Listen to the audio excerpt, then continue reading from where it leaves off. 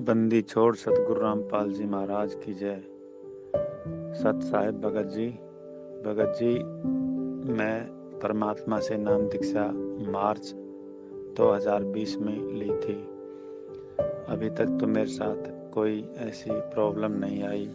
अब क्या है कि भगत जी 25 तारीख को जो 25 तारीख है नवंबर में, अभी परसों की, तो उसमें मुझे एक लड़की की शादी में जाना पड़ रहा है रिश्तेदारी में। तो वहाँ पर क्या है कि कन्यादान भी देना पड़ेगा और एक साड़ी भी देनी है। तो भगत जी मेरे संग का समाधान करो, क्योंकि मैं अभी रिश्तेदारी में, जगत में और परिवार में खुल के विरोध भी नहीं कर सकता कि मैं शादी में नहीं जा सकता। परिवार में बच्चे भी हैं, तो वो भी जो है इस चीज़ के लिए बिल्कुल भी मतलब मेरा विरोध करना ठीक नहीं समझते। तो घर में मैं खुल के विरोध नहीं कर सका और मेरा जाना ज़रूरी हो रहा है। तो लड़की की शादी में मैं जा रहा हूँ रिश्तेदारी में, वहाँ पे मुझे कन्यादान देना पड़ेगा और एक साड़ी देनी पड़ेगी। तो कृपया समाधान करें भगत जी, क्या ये मेरे लिए उचित होगा? वहाँ पे मैं साड़ी और कपड़ा देख के और जो है भोजन करके आ जाऊंगा, तो मेरा जो है ऋण तो कोई नहीं चढ़ेगा उनका। सत साहिब जी। बंदी छोड़ सतगुरु रामपाल जी महाराज जी की जय हो। सत साहिब भगत जी, बड़े भैया देखिए, जब आप परमेश्वर का ज्ञान सुनेंगे और जब आप परमेश्वर के सत्संगों की गहराई में जाएंगे तो आप जी को पता चलेगा कि परम पूज्य सतगुरु रामपाल जी महाराज जी ने केवल उन्हीं आत्माओं के लिए विवाह शादी जैसे प्रोग्रामों में शामिल होने का आदेश दिया है जो पुण्यात्माएं अभी इस ज्ञान को अच्छे से समझ नहीं पाई हैं और जो पुण्यात्माएं अभी नई नई भक्ति मार्ग पे जुड़ी हैं। उन्हीं आत्माओं को परमात्मा ने कभी कभार सत्संग में कहा है कि भाई रिश्तेदारी हमारी 7 पीढ़ी का नाता है, हम विवाह शादी वगैरह में जा सकते हैं, लेकिन ध्यान रहे हम अपनी मर्यादाओं में रहें, बाकी किसी प्रकार का कोई दोष नहीं है। लेकिन भगत जी वो आदेश उन आत्माओं के लिए नहीं है जो आत्माएं इस ज्ञान को आधार बना के और काफी वर्षों से भक्ति पे लगकर ये सारी बातें समझ चुकी है कि परमात्मा कहाँ किसको क्या आदेश दे रहे हैं। तो भगत जी विवाह शादी वगैरह में यदि आप जाना चाहते हैं तो ठीक है, अभी आपने नई नाम दीक्षा ली है। यदि आपको अभी इतना ज्ञान आधार नहीं हुआ है और यदि आप सामाजिक तौर पे उन लोगों से संघर्ष नहीं कर सकते हैं इस ज्ञान को आधार बना के, तो शादी में आप जी जा सकते हैं, कोई दिक्कत नहीं है। और गुरुदेव ने बताया कि शादी में जैसे आप खाना वगैरह खाओ तो खाना खाने की एवज में आप वहां पे कन्यादान दे सकते हैं। कन्यादान आपने मान बढ़ाई के लिए ज्यादा बढ़ चढ़ के नहीं देना कि जब कल को मालूम पड़ेगा कि फला फला व्यक्ति ने तो 5100 रुपये कन्यादान में दिए, वाह जी वाह, ऐसे रिश्तेदार होने चाहिए। हमने ऐसा बिल्कुल भी नहीं करना है। आपको लगता है कि मैंने 100 रुपए का खाना खाया है या 200 रुपए का खाना खाया है, आपने केवल उतना ही कन्यादान में देना है ताकि आपके ऊपर उस परिवार का किसी प्रकार का कोई ऋण नहीं रहे। अब आप कह रहे हैं कि मुझे साड़ी भी देनी पड़ेगी, तो भगत जी साड़ी देने का फैसला आपका अपना होगा। यदि आप वहां पे साड़ी भी देते हैं तो ये परमात्मा की मर्यादाओं का उल्लंघन होगा, सतगुरु के वचन की अवहेलना होगी और सतगुरु के वचन की अवहेलना होते ही भक्ति मार्ग का ऑटोमेटिक सिस्टम है, आप परमात्मा से दूर हो जाओगे। उसके बाद में आपको अपना संस्कार ही मिलेगा। मान लीजिए आपके संस्कार में कोई बुरा समय है और इधर से आप वहां पे साड़ी दे दोगे तो आप परमात्मा की मर्यादाओं से दूर हो जाओगे। मर्यादाओं के दूर होते ही काल तो बिल्कुल तैयार बैठा है झपट्टा मारने के लिए। मान लीजिए आपका कोई बुरा संस्कार आना हो और इधर से आप परमात्मा की मर्यादाओं से दूर हो गए, काल ने आपके ऊपर झपट्टा दे दिया। मान लीजिए किसी एक्सीडेंट में या किसी भी रीजन से आपकी डेथ हो गई, भगत जी आप तो गए ना 84 में, आप तो गए ना परमात्मा की हद से दूर, काल की सीमा में चले गए। अब फिर काल आपको डांस कराएगा, पता नहीं काल फिर आपको कब और किस समय फिर जन्म देगा, क्या करेगा क्या नहीं करेगा। तो भगत जी क्यों ऐसा पंगा मोल लेते हो?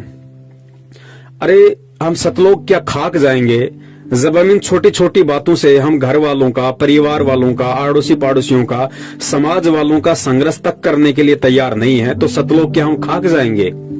सतलोक के लिए तो परमात्मा कहते हैं तुम्हें इतना दृढ़ बनना पड़ेगा कि जब तुम काल के सामने जाके खड़े हो जाओगे तो काल भी तुम्हारे को देख के गर्दन नीची कर लेगा। यानी परमात्मा भगत को काल से भी ज्यादा पावरफुल बनाएंगे इस भक्ति की शक्ति से। और आज हम रिश्तेदारों के यहाँ पे हम उनका सामना नहीं कर सकते कि साड़ी नहीं दूंगा तो रिश्तेदार क्या कहेगा, दो लोग क्या कहेंगे कि साड़ी देने के लायक भी नहीं रहा तू, क्या तेरे घर में इतना टोटा आ गया। भगत जी परमात्मा ने स्पष्ट बोल रखा है कि लोक लाज मर्याद जगत की तृण जू तोड़ बगावे, जब कोई राम भगत गति पावे। हमने ये लोक लाज, ये मर्यादा, ये परंपराएं, ये तिगड़मबाजी भगत जी अब इनको छोड़ना पड़ेगा।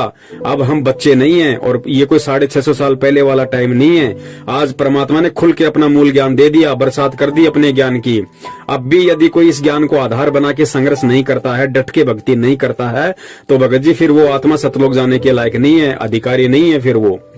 फिर क्या हम सतलोक जाएंगे? काल के सामने क्या खाक हम वहां पे सीना तान के खड़े होंगे जब हम यहाँ से जाएंगे, जब अब हम रिश्तेदारों का सामना तक नहीं कर सकते, हम उनको समझाने में समर्थ नहीं है, हम उनको नहीं समझा सकते। बताओ कि भाई मैंने सतगुरु रामपाल जी महाराज जी को अपना गुरु बना रखा है और उस भक्ति मार्ग में इस तरह के हमारे कुछ नियम हैं और ये लेने देने से हमारा आपस में ऋण संबंध बढ़ता है। ऋण संबंध के कारण ही आज हम रिश्तेदार बने हुए हैं। कल को मरने के बाद कोई गधा बनेगा, कोई घोड़ा बनेगा, तो भाई मैं ऐसे पंगे में पाऊं क्यों दूं? तो भगत जी ये संघर्ष करो, कब करोगे? आज उसके साड़ी दे रहे हो, कल को दूसरे की शादी आ गई, परसों तीसरे की आएगी। ये तो चक्कर यहाँ पे चलता रहेगा। ये काल की चक्की भगत जी हमेशा चलती रहेगी। कब तक आप लोग पिसते रहोगे? तो संघर्ष करना पड़ेगा, चाहे आज कर लो चाहे कल कर लो। आप साड़ी क्या, चाहे भगत जी वहां पे गाड़ी दो, आप परमात्मा आपको मना थोड़ी कर रहे हैं कि आप साड़ी मत दो। आप चाहे वहां पे हेलीकॉप्टर दो, लेकिन कल को जब आपका बुरा संस्कार आएगा और परमात्मा की मर्यादाओं से आप दूर हो जाओगे, फिर आपके ऊपर जो बीतेगी, फिर भगत जी परमात्मा को मत कहना, फिर मालिक से अरदास मत करना फिर, क्योंकि परमात्मा ने तो पहले ही आपको चेता दिया। आपके माध्यम से दास का मतलब है परमात्मा ने पूरी संगत को चेता रखा है कि आपने किस तरीके से करना है, किस तरीके से नहीं करना है। इस भक्ति मार्ग में आने के बाद, उसके बाद भी यदि कोई अपनी चलाता है, अपनी मनमानी करता है इस भक्ति मार्ग में, भगत जी फिर परमात्मा दोषी नहीं है। फिर उसमें फिर जैसा उसका संस्कार है फिर जीव को मिलेगा। दुख है तो फिर दुख ही भोगने पड़ेंगे। इस चीज को पहले नोट कर लेना भगत जी। तो और ये सारी बातें भगत जी नाम दीक्षा लेने से पहले आप लोगों को मालूम करनी चाहिए थी। जल्दबाजी में नाम दीक्षा लेने से कोई फायदा नहीं होता है। आप लोगों को पहले कम से कम साल भर तक सत्संग सुनने चाहिए थे। सत्संग जब आप सुनते तो आपको इस तरह की बातों का मालूम पड़ता, फिर आप डिसीजन लेते कि भैया मैं नियम निभा पाऊंगा या नहीं निभा पाऊंगा, तो फिर उसके बाद आप नाम दीक्षा लेते। तो ये सारी बातें भगत जी नाम दीक्षा से पहले की होती हैं। अब आप पूछ रहे हो ये सारी चीजें बाद में कि मुझे साड़ी भी देनी पड़ेगी।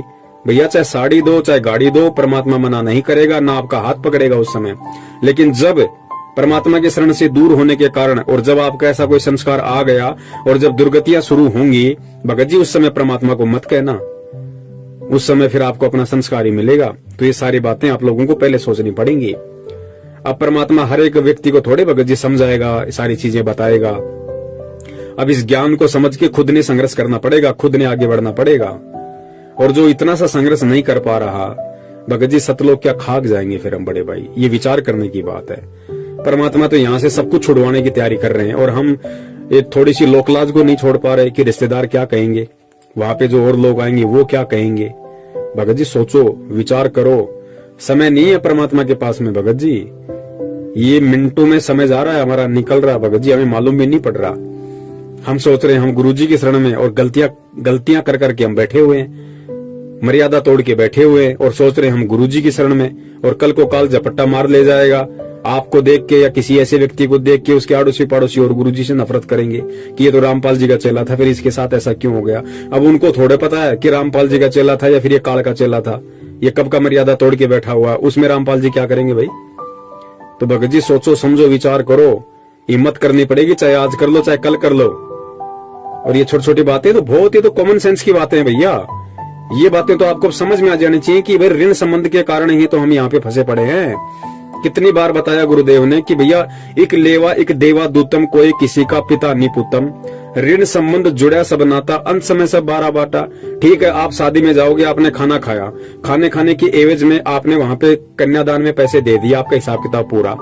लेकिन साड़ी और दे रहे हो आप, तो साड़ी वाला तो उसके ऊपर ऋण चढ़ गया। और जब तक वो ऋण वो आदमी नहीं उतारेगा तब तक आप चाहे लाख जन्म भक्ति कर लो, आप पार नहीं हो सकते, क्योंकि उसको ऋण उतारना पड़ेगा। और वो ऋण उतारने के लिए आपको भी जन्म लेने पड़ेंगे, क्योंकि ऋण तो आपका उतारेगा ना, ऋण तो आपने चढ़ाया ना उसके ऊपर साड़ी देके। तो भगत जी कैसे बात बनेगी ऐसे भैया? ये छोटी छोटी बातें नहीं है। अब इन बातों पे हमने विचार करना पड़ेगा। समय निकलता जा रहा भगत जी, सोचो, विचार करो। सत साहिब जय हो बंदी छोड़ की।